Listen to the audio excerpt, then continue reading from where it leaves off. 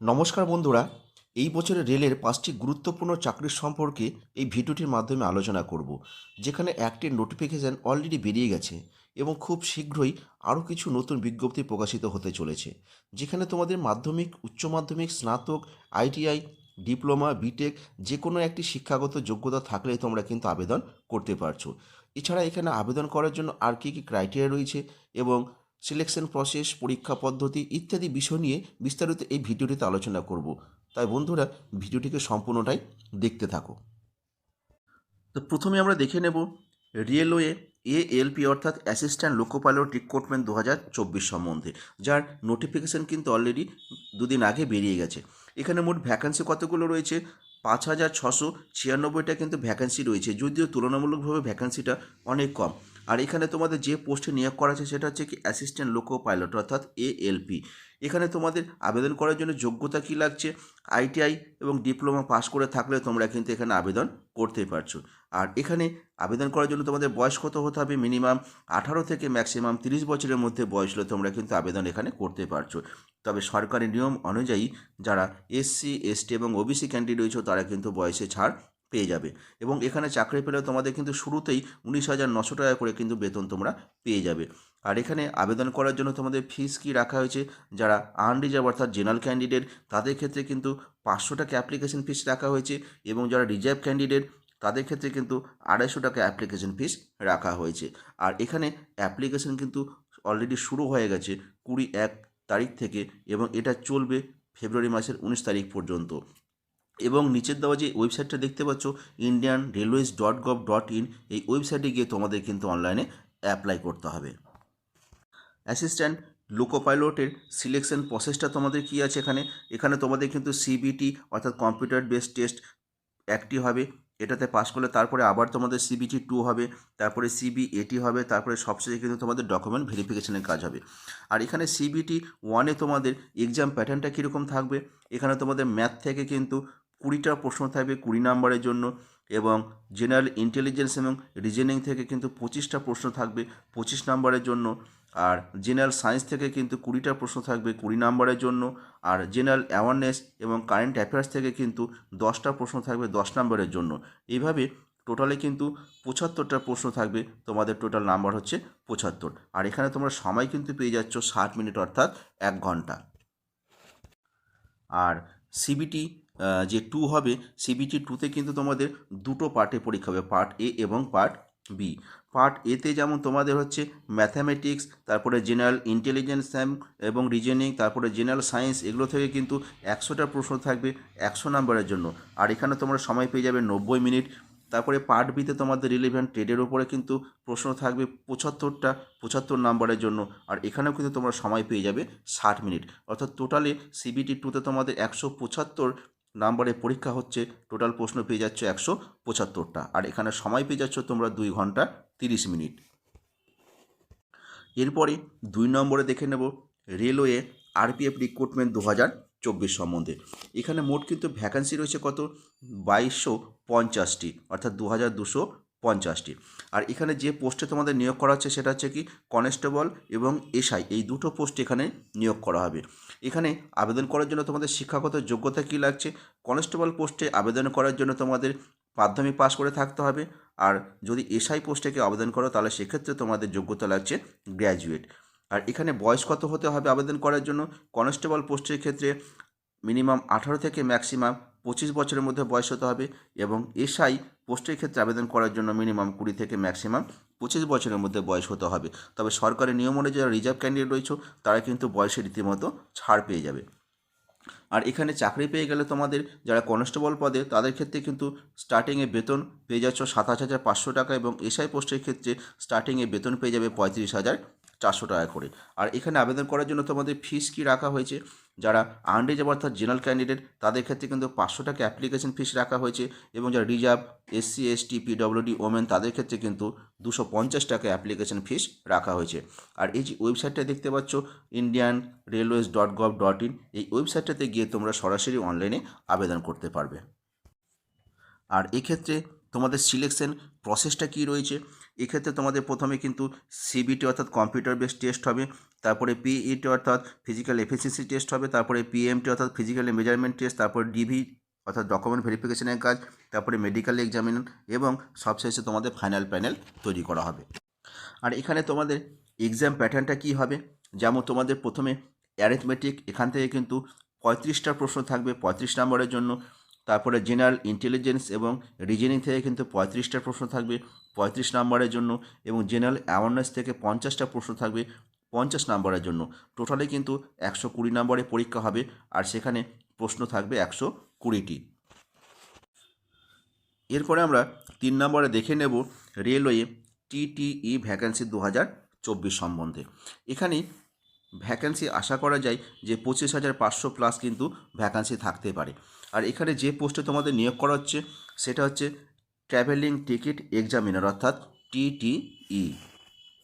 আর এখানে আবেদন করার জন্য তোমাদের যোগ্যতা লাগছে কি, ক্লাস 12 অথবা 10, তার সঙ্গে কিন্তু ডিপ্লোমা পাস করলে তোমরা এখানে আবেদন করতে পারছো। আর এখানে আবেদন করার জন্য তোমাদের বয়স কত হতে হবে, মিনিমাম 18 থেকে 30 বছরের মধ্যে বয়স হলে তোমরা এখানে আবেদন করতে পারছো। তবে সরকারি নিয়ম অনুযায়ী যারা রিজার্ভ ক্যান্ডিডেট রয়েছে তারা কিন্তু বয়সে ছাড় পেয়ে যাবে। আর এখানে তোমরা চাকরি পেলে তোমাদের শুরুতেই বেতন হবে কত, 35,500 টাকা করে। আর এখানে আবেদন করার জন্য তোমাদের অ্যাপ্লিকেশন ফিস কি রাখা হয়েছে, যারা আনরিজার্ভ ক্যান্ডিডেট অর্থাৎ জেনারেল তাদের ক্ষেত্রে কিন্তু 500 টাকা অ্যাপ্লিকেশন ফিস হিসাবে দিতে হবে, আর যারা রিজার্ভ ক্যান্ডিডেট তাদের ক্ষেত্রে কিন্তু 250 টাকা অ্যাপ্লিকেশন ফিস রাখা হয়েছে। আর এখানে যে অফিসিয়াল যে ওয়েবসাইটটা দেখতে পাচ্ছ indianrailways.gov.in, এই ওয়েবসাইটটাতে গিয়ে তোমাদের কিন্তু অনলাইন অ্যাপ্লিকেশন করতে হবে। আর এই টিটিই পোস্টের ক্ষেত্রে তোমাদের এখানে সিলেকশন প্রসেসটা কী রয়েছে, এখানেও কিন্তু তোমাদের প্রথমে সিবিটি অর্থাৎ কম্পিউটার বেসড টেস্ট হবে, তারপর ডিভি অর্থাৎ ডকুমেন্ট ভেরিফিকেশন হবে, তারপরে মেডিকেল হবে, তারপরে তোমাদের কিন্তু ফাইনাল প্যানেল তৈরি হবে। আর এখানে তোমাদের এক্সাম প্যাটার্নটা কী রয়েছে, যেমন প্রথমে তোমাদের জেনারেল অ্যাওয়ারনেস থেকে এখানে 40টা প্রশ্ন থাকবে 40 নম্বরের জন্য, তারপরে অ্যারিথমেটিক থেকে কিন্তু 40টা প্রশ্ন থাকবে 40 নম্বরের জন্য, তারপর টেকনিক্যাল এবিলিটি থেকে তোমাদের 40টা প্রশ্ন হবে 40 নম্বরের জন্য, আর রিজনিং এবিলিটি থেকে 40টা প্রশ্ন থাকবে 40 নম্বরের জন্য, তারপরে জেনারেল ইন্টেলিজেন্স থেকেও কিন্তু 40টা প্রশ্ন থাকবে 40 নম্বরের জন্য। এইভাবে টোটালে কিন্তু 200 নম্বরে পরীক্ষা হবে, আর কোশ্চেন পেয়ে যাচ্ছ তোমরা এখানে 200টি। এরপরে 4 নম্বরে আমরা দেখে নেব রেলওয়ে গ্রুপ ডি ভ্যাকেন্সি 2024 সম্পর্কে। এখানে ভ্যাকেন্সি আশা করা যায় 1 লক্ষ প্লাস থাকতে পারে, এবং যে পোস্টগুলোতে তোমাদের নিয়োগ করাবে সেটা হচ্ছে ট্র্যাকম্যান, তারপরে পয়েন্টম্যান, মেকানিক, তারপরে এই সমস্ত পোস্টগুলোতে নিয়োগ করা হবে। আর এখানে আবেদন করার জন্য তোমাদের শিক্ষাগত কী যোগ্যতা লাগছে, ক্লাস 10 অথবা 10+ সঙ্গে ITI NSE পাস করে থাকলে তোমরা কিন্তু এখানে আবেদন করতে পারছো। আর এখানে আবেদন করার জন্য তোমাদের বয়স কত হতে হবে, মিনিমাম 18 থেকে ম্যাক্সিমাম 33 বছরের মধ্যে বয়স হলে এখানে আবেদন করা যাবে। তবে সরকারি নিয়ম অনুযায়ী SC ST OBC ক্যান্ডিডেটটা কিন্তু বয়সে ছাড় পেয়ে যাবে। এবং এখানে তোমাদের যারা চাকরি পাবে তাদের বেতন শুরুতেই 28,512 টাকা করে পেয়ে যাবে। এবং অ্যাপ্লিকেশন ফিস কি রাখা হয়েছে আবেদন করার জন্য, যারা আনরিজার্ভ ক্যান্ডিডেট তাদের ক্ষেত্রে কিন্তু 500 টাকা অ্যাপ্লিকেশন ফিস রাখা হয়েছে, আর যারা রিজার্ভ ক্যান্ডিডেট তাদের ক্ষেত্রে কিন্তু 250 টাকা অ্যাপ্লিকেশন ফিস হিসেবে রাখা হয়েছে। আর এই ওয়েবসাইট অফিসিয়াল ওয়েবসাইট দেখতে পাচ্ছ indianrailways.gov.in, এই ওয়েবসাইটটিতে গিয়ে তোমাদের কিন্তু অনলাইনে অ্যাপ্লিকেশনটি করতে হবে। আর রেলওয়ে গ্রুপ ডির ক্ষেত্রে সিলেকশন প্রসেসটা কী রয়েছে, এখানে কিন্তু তোমাদের প্রথমে সিবিটি অর্থাৎ কম্পিউটার বেসড টেস্ট হবে, তারপরে তোমাদের পিইটি হবে, তারপরে ডিভি অর্থাৎ ডকুমেন্ট ভেরিফিকেশন হবে, তারপরে মেডিকেল টেস্ট হবে, তারপরে কিন্তু ফাইনাল প্যানেল তৈরি করা হবে। আর এখানে তোমাদের এক্সাম প্যাটার্নটা কী রয়েছে, যেমন জেনারেল সায়েন্স থেকে কিন্তু তোমাদের 25টা প্রশ্ন থাকবে 25 নম্বরের জন্য, ম্যাথামেটিক্স থেকে 25টা প্রশ্ন থাকবে 25 নম্বরের জন্য, আর জেনারেল ইন্টেলিজেন্স এবং রিজনিং থেকে 25টা প্রশ্ন থাকবে 25 নম্বরের জন্য, আর জেনারেল অ্যাওয়ারনেস এবং কারেন্ট অ্যাফেয়ার্স থেকে 25টা প্রশ্ন থাকবে 25 নম্বরের জন্য। এইভাবে টোটালে কিন্তু 100 নম্বরে পরীক্ষা হবে, যেখানে প্রশ্ন থাকবে 100টি। এরপরে সবশেষ অর্থাৎ 5 নম্বরে আমরা দেখে নেব রেলওয়ে JE ভ্যাকান্সি 2024 সম্পর্কে। এখানে মোট ভ্যাকান্সি কিন্তু আশা করা যায় 18,000 প্লাস থাকবে, এবং তোমাদের যে পোস্টে নিয়োগ করাবে সেটা হচ্ছে JE, JEIT, DMS, CMA, এই সমস্ত পোস্টে নিয়োগ করা হবে। আর এখানে আবেদন করার জন্য তোমাদের যোগ্যতা কী লাগছে, JE DMS এর ক্ষেত্রে কিন্তু তোমাদের ডিপ্লোমা এবং ডিগ্রি কোর্স পাস করে থাকলে আবেদন করতে পারছো। আর যে এই আইটির ক্ষেত্রে তোমাদের বিটেক পাস হতে হবে অথবা বিসিএ, বিএসসি কম্পিউটার নিয়ে অথবা ডোয়েক থেকে তোমাদের বি লেভেল পাস করে থাকলে তোমরা এখানে আবেদন করতে পারছো। আর সিএমের ক্ষেত্রে তোমাদের কিন্তু বিএসসি পাস হতে হবে, সঙ্গে কিন্তু অবশ্যই ফিজিক্স এবং কেমিস্ট্রি বিষয় নিয়ে, আর মিনিমাম 55% মার্কস কিন্তু তোমাদের এখানে থাকতে হবে। আর এখানে আবেদন করার জন্য তোমাদের বয়স কী রাখা হয়েছে, মিনিমাম 18 থেকে ম্যাক্সিমাম 33 বছরের মধ্যে বয়স হলে তোমরা এখানে আবেদন করতে পারছো। তবে বয়সের ক্ষেত্রে ছাড় আছে, অর্থাৎ সরকারি নিয়ম অনুযায়ী যারা রিজার্ভ ক্যান্ডিডেট, এসসি এসটি ওবিসিরা বয়সে রীতিমতো ছাড় পেয়ে যাবে। আর এখানে বেতনক্রম তোমাদের শুরু হচ্ছে কত, শুরুতে তোমরা 35,400 করে বেতন পেয়ে যাবে। এবং এখানে আবেদন করার জন্য ফিস তোমাদের রাখা হয়েছে কত, আনরিজার্ভ অর্থাৎ জেনারেলদের ক্ষেত্রে 500 টাকা এবং রিজার্ভ ক্যান্ডিডেটের ক্ষেত্রে কিন্তু 250 টাকা অ্যাপ্লিকেশন ফিস হিসেবে রাখা হয়েছে। আর যে ওয়েবসাইটটি রয়েছে www.indianrailways.gov.in, এই ওয়েবসাইটটাতে গিয়ে তোমরা কিন্তু সরাসরি অনলাইনে আবেদন করতে পারবে।